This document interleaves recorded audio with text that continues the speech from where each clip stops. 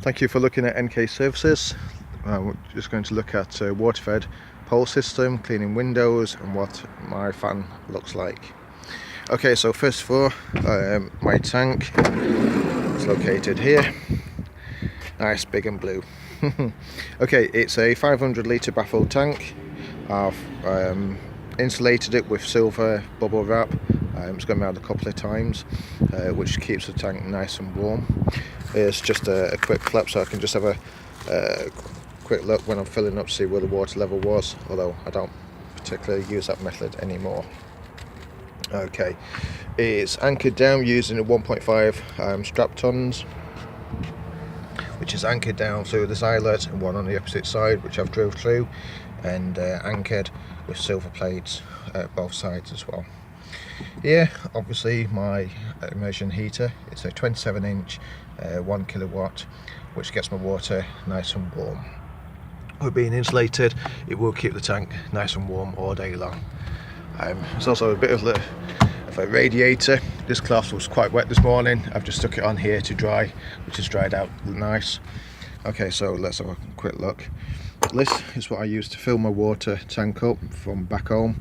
I stick a hose connection on there and do a quick transfer from my 1000 litre IBC tank. This, I have a pump inside to do a quick water transfer to my trolley system. As you can see, it really comes out quite nice. There we go. So it fills up a 25 litre tank very quickly, less than a minute I believe it is, which when you're working you need to save time and money. Okay, my lid, notice the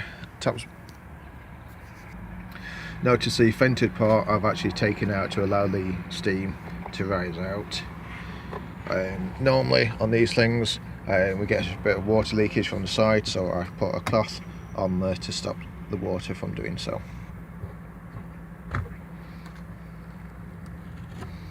You can see the steam coming out. Water TDS. Ideally you want it to be 0.00, although it doesn't really matter as long as it doesn't get overly high. By overly high, I mean in the 40s and 50s. So water TDS I'm working with at the moment, don't know if you can see that with the steam, is 0.04.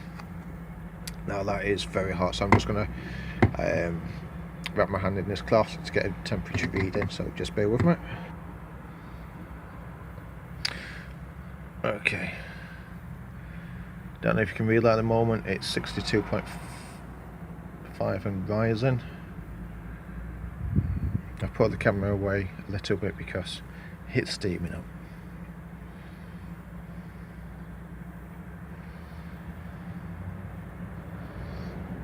Okay, I don't know if you can see that. By the moment it's 65.9, 66 and still rising. So it gets quite hot. Okay, so we've established we're working with hot water.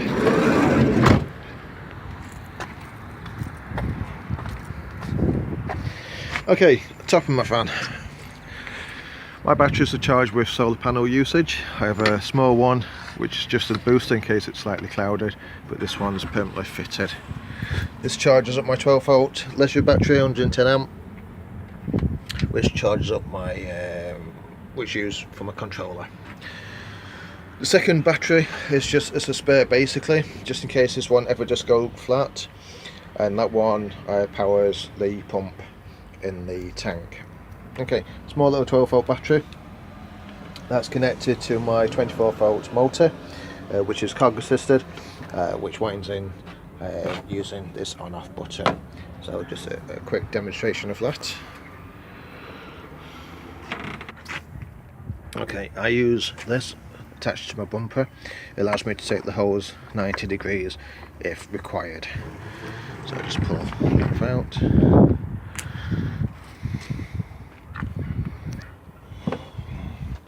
Obviously I'll be using a hand to guide those in. You can see that works nicely. Okay, at the side I have my gardener backpack. It's on a trolley system.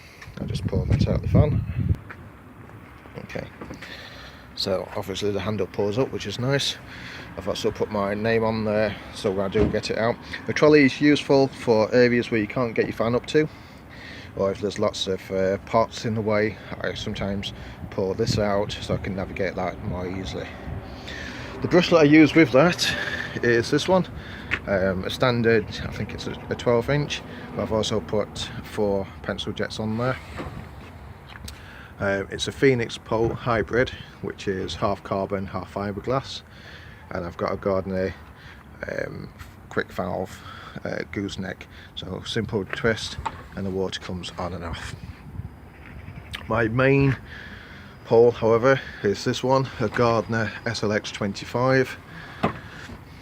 I have a 14-inch brush on this one, and if you see my post on the clean it up forum, you can see I've got 6 1mm pencil jets on there.